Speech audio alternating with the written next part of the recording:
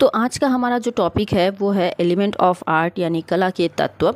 कला के तत्व जो टॉपिक है, ये टॉपिक आज का आपका बहुत इंपॉर्टेंट होने वाला है, क्योंकि ये टॉपिक BFA स्टूडेंट्स के लिए भी बहुत इंपॉर्टेंट है। साथ ही यहाँ पर जो आर्ट टीचर के लिए जो है प्रिपरेशन ले रहे हैं, उनमें जो है कला का ये जो तत्व है ये भी एक सिलेबस के अंतर्गत जो है ये आ जाता है। जैसे कि हम केंद्रीय विद्यालय NVS के या फिर DSSB और जो है बिहार BPSC इत्यादि जो एग्ज़ाम्स होते हैं, उसमें भी जो है ये आपका सिलेबस के अंतर्गत एलिमेंट ऑफ आर्ट जो है आता है। तो इस चीज़ को आपको समझना होगा कि ये है क्या। जब तक आप थ्योरी नहीं समझेंगे तब तक आप MCQs जो करके कोई लाभ यहाँ पर आपको नहीं मिल पाएगा।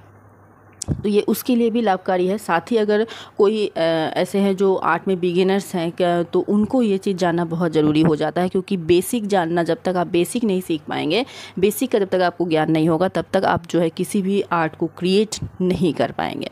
तो इसलिए जो है बेसिक आपको जानना बहुत ज़्यादा ज़रूरी है। तो ये कला का एक बेसिक ही बोल सकते हैं, जो कि बहुत ही इम्पोर्टेंट रखता है किसी भी चित्रकला, किसी भी आर्ट फॉर्म को बनाने में।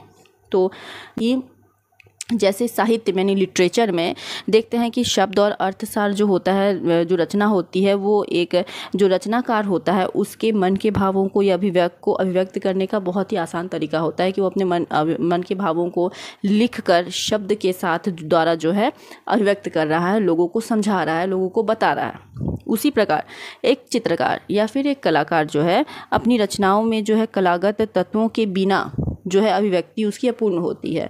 इन तत्वों को ही वो इनपुट करके जो है कि लोगों तक अपनी अभिव्यक्ति को पहुंचा सकता है। पहले मैं आपको ये कहना चाहूँगी कि अगर आप मेरे चैनल में नए हैं, वीडियो में पहली बार आए हैं, वीडियो को पहली बार देख रहे हैं तो चैनल को सब्सक्राइब जरूर कर दीजिएगा। मेरे चैनल का नाम है art and culture with Priyanka. तो सब्सक्राइब करके आप बेल आइकन को प्रेस ज़रूर कर दीजिएगा, ताकि आने वाले वीडियोज़ का नोटिफिकेशन जो है आपको ईजिली मिल जाए। और मैं अपने इस चैनल में जो है आर्ट रिलेटेड वीडियोज़ ही बनाती हूँ। वीडियो को शेयर कर दीजिएगा और वीडियो पसंद आए तो आप इसको लाइक कर दीजिएगा।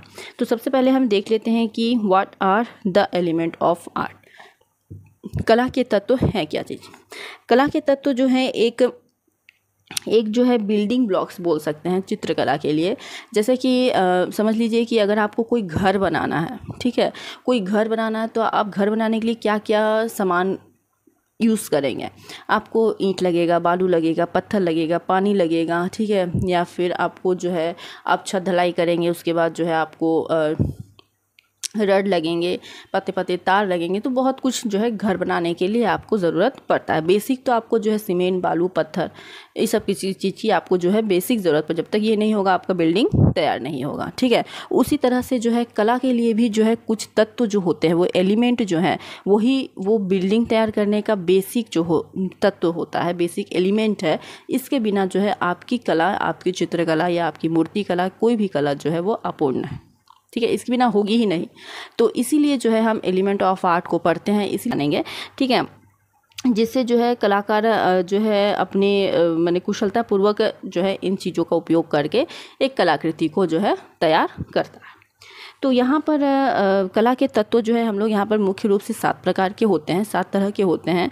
वो 7 में से है, पहला है लाइन यानी रेखा, दूसरा है शेप, तीसरा है फॉर्म, चौथा है आपका स्पेस, पांचवा है टेक्सचर, फिर आ जाता है वैल्यू, और उसके बाद जो है आपका आ जाता है यहाँ पर कलर, ठीक है। तो ये जो है आपका 7 जो है ये तत्व है, ठीक है। रेखा, आकार, रूप, स्थान, बनावट, मूल्य और रंग। तो इन 7 को मिलाकर जो है कलाकार अपनी कलाकृति को बनाने में सफल होता है, ठीक है। धीरे धीरे हम इन 7 के बारे में जो है जानेंगे। पहले हम देख लेते हैं कि रेखा क्या है। रेखा जो है वो एक मूविंग पॉइंट होता है किसी भी स्पेस का, जो हमेशा जो है मूव करता है। विदाउट इसके जो है कोई भी चीज़ अधूरी होती है, ठीक है। अगर हम लोग पकड़ लीजिए, अगर हम लोग किसी भी चीज़ को सीखते हैं, छोटा बच्चा ही अगर ABCD या फिर क ख ग लिखना सीखता है, तो सबसे पहले जो है उसको ज़रूरत पड़ती है रेखा की। विदाउट लाइन कुछ नहीं आप कर सकते हैं, ठीक है। आपको लाइन की ज़रूरत होती है। लाइन क्या होती है कि 2 बिंदुओं के बीच की दूरी को जो है रेखा कहा जाता है, ठीक है। रेखा प्रारंभ से ही जो है चित्रकला का मूलाधार मानी जाती है। सर्वप्रथम आदि मानव ने जो है रेखाओं का प्रयोग करना शुरू किया था। गुफा चित्रों में हम लोग देख पाते हैं, ठीक है, अजंता एलोरा की गुफाएं और जो है एलिफेंटा की गुफाएं और विभिन्न गुफाएं जो है अलास्का की गुफा इत्यादि जो गुफाओं में हम लोग जितने भी चित्र देखते हैं वो सारी चित्र जो है रेखा प्रधान है। भारतीय चित्रकला को रेखा प्रधान चित्रकला के रूप में भी जो है जाना जाता है। तो कला पक्ष के अंतर्गत रेखा का प्रतीकात्मक महत्व भी होता है, ठीक है। इसके द्वारा चित्रों में दूरी, निकटता के साथ मानवीय भावों को भी जो है दर्शाया जाता है।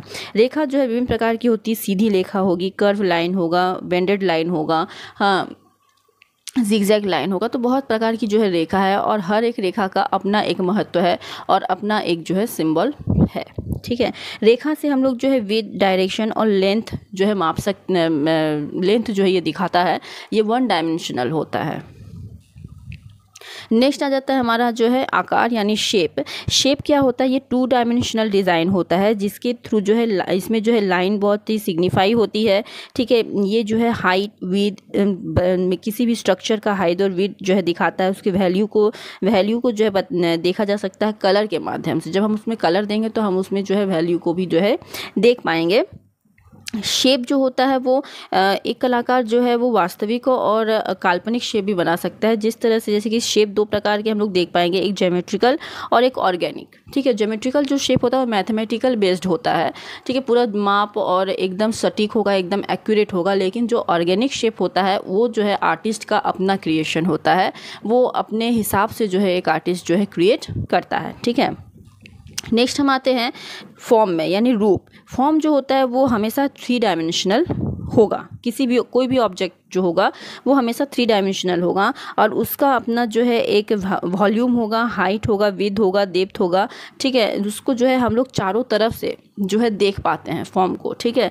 जैसे कि यहाँ पे आपको एक कैमरा दिखाया गया है, तो कैमरा को आप देखिए कि उसका जो है ऊपरी हिस्सा दिखाया गया है, साइड का हिस्सा हम देख पा रहे हैं, सामने का हिस्सा देख पा रहे हैं। मैंने अगर आप पेपर में यानी 2 डायमेंशनल सरफेस में अगर आप फॉर्म को देखेंगे तो आपको फॉर्म का 3 एरिया जो है दिखाई देगा, ठीक है। पहला तो सामने का एरिया, दूसरा होगा साइड का एरिया और या तो अपर या तो फिर लोअर एरिया। तो ये 3 एरिया जो है आपको 2 डायमेंशनल सरफेस में दिखाई देते हैं। ये भी काल्पनिक और वास्तविक हो सकता है। कलाकार जो है अपने द्वारा इसको बनाता है। कलाकार की मस्तिष्क में जो है ये सर्वप्रथम जो है आता है, उसके बाद जो है बाकी काम होते हैं, ठीक है।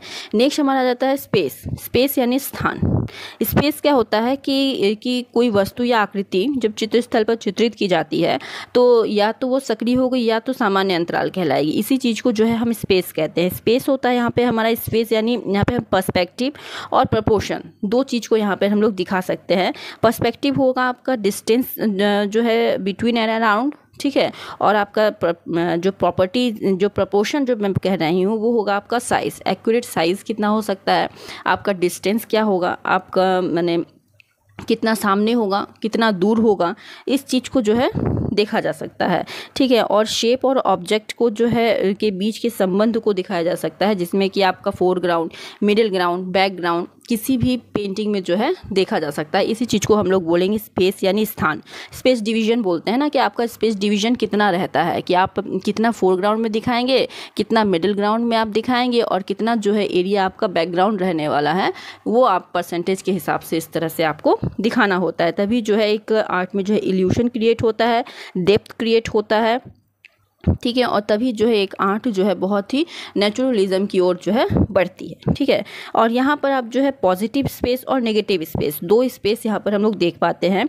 पॉजिटिव स्पेस होता है कि ये जो रिफ़र करता है कि area of the work with a subject, एक सब्जेक्ट के साथ जो है एरिया को जो है आपको दिखाया जाता है। और नेगेटिव स्पेस में जो है विदाउट सब्जेक्ट होता है, ठीक है, उस चीज़ को हम लोग नेगेटिव स्पेस कहेंगे, जिसमें कि बिटवीन स्पेस बिटवीन, अराउंड और विद इन सब्जेक्ट ऑब्जेक्ट, ठीक है। यहाँ पर जो है इस चीज़ को आपको स्पेस में दिखाया, जैसे कि आप चित्र में यहाँ पे देख सकते हैं कि एक फोरग्राउंड की तरफ है, कुछ मिडिल ग्राउंड है और सामने लास्ट में जो आकाश आपको दिख रहा है वो जो है बैकग्राउंड आपका यहाँ पर आ जाता है। नेक्स्ट है आपका टेक्सचर। टेक्सचर को यहाँ पर हम पोत या बनावट कहते हैं। टेक्सचर जो होता है वो किसी भी वस्तु का कि धरातल की बनावट होती है, ठीक है, और इसमें जो है प्रकृति में मौजूद प्रत्येक पदार्थ का जो है अपना अलग अलग गुण है। जैसे कि पत्थर में कठोरता है, ठोसपन होता है, उसके विपरीत फूलों में जो है कोमलता, नाजुकता देखने को मिलती है। इसी से हम प्रकृति में मौजूद वस्तुओं में अंतर पहचान कर पाते हैं, है ना। तो उसी तरह से जो है टेक्सचर के कारण ही हम चित्रों में वस्तुओं को वास्तविकता से अंकित कर पाते हैं। और टेक्सचर साधारण रूप से 3 प्रकार के माने गए हैं। पहला है प्राप्त, अनुकृत और सृजित। प्राप्त टेक्सचर जो होता है वो क्या है कि मतलब यह इस प्रकार का टेक्सचर हो जाता है कि आपको प्रकृति और मानव निर्मित धरातल पाया जाता, जो कि आपको डायरेक्ट नेचर से मिल रहा है, ठीक है। वो एक टेक्सचर हो गया, जिसमें कि आपको जैसे कि पत्थर का शेप, पत्थर का जो टेक्सचर हुआ, पत्ते का टेक्सचर इत्यादि जो है आपको डायरेक्ट नेचर से मिल रहा है। दूसरा आपका हो रहा है अनुकृत। अनुकृत यानी हो रहा है चित्र में यथार्थ को हूबहू चित्रित करना, ठीक है। किए जाने के लिए अनुकृत पोत का प्रयोग करते हैं, जिसमें कि चित्रकार पहले प्रकृति का अध्ययन करेगा, फिर जो है उसी प्रकार की बनावट को चित्र में वास्तविकता लाने का जो है प्रयास करेगा। यहाँ पर आपका वो 6 लिम्स वाला सादृश्यम वाला जो एरिया है वो यहाँ पर आपका जो है रिलेट करता है कि यहाँ पे आप अनुकृत माने आपको जो है सादृश्य आप जो वहाँ पे डायरेक्ट देख रहे हैं उसी चीज़ को हूबहू यहाँ पर बना रहे हैं। तीसरा हो जाता है आपका सृजित पोत। सृजित पोत यानी हो जाता है कि इस पोत को यानी इस टेक्सचर को जो है कलाकार स्वयं बनाता है, स्वयं निर्माण करता है, ठीक है, स्वयं सृजित करता है। जैसा कि आप यहाँ पर देख पाएंगे, यह निर्माण कर रहा है कि ब्रश के प्रभाव, स्ट्रोक के द्वारा जो है विभिन्न प्रकार के जो है टेक्सचर वो बना सकता है अपने हिसाब से। तो इस तरह से जो है कलाकार चीज़ों को करता है टेक्सचर के थ्रू। नेक्स्ट हमारे यहाँ पे आ जाता है वैल्यू। वैल्यू क्या है कि वैल्यू जो होता है ये किसी भी चीज़ में जो है विशेष रूप से कलर में लाइट और डार्कनेस को दिखाता है। सरफेस में जो है लाइटनेस और डार्कनेस को दिखाता है, जिसके द्वारा जो है हम किसी भी इमेज को किसी भी इमेज में या किसी भी आर्ट वर्क में जो है हम टोन देख पाते हैं, लाइट टू डार्कनेस, ठीक है। अंधेरे से उजाले की तरफ जो है एक टोन यहाँ पर हमको देखने को मिल, जैसे कि पिक्चर में देख सकते हैं कि सामने का जो एरिया है वो बहुत ज़्यादा जो है डार्क है। फिर फोरग्राउंड, मिडिल ग्राउंड में हम देख पाएंगे धीरे धीरे जिस तरह से मिडिल ग्राउंड की ओर जा रहे हैं वो और थोड़ा लाइटनेस होता जा रहा है, और बैकग्राउंड में जो है एकदम से जो है आकाश जो है पूरा लाइट है। तो इस तरह से जो है वैल्यू हम लोग जो है आर्ट में दिखाते हैं, ठीक है, कलाकार जो है दिखा सकता है। अच्छा, उसके बाद मेन आपका आ जाता है कलर। कलर के थ्रू जो है कलाकार जो है किसी भी ऑब्जेक्ट को, किसी भी सब्जेक्ट को जो है 3 डायमेंशनल, 2 डायमेंशनल या 1 डायमेंशनल फ्लैट जो है आप दिखा सकता है, ठीक है, जैसा उसकी इच्छा। कलर में भी आपको जो है यहाँ पर जो है प्रॉपर्टीज़ देखने को मिलती है। पहला आ जाता है कि ह्यू, यानी जिसमें कि कलर नेम, क्रोमा और इंटेंसिटी, स्ट्रेंथ और प्यूरिटी होता है। वैल्यू जो है वही लाइटनेस एंड डार्कनेस, जो अभी मैंने आपको पिछले में बताया वैल्यू, तो लाइटनेस और डार्कनेस जो है वो भी एक कलर का जो है प्रॉपर्टी होता है।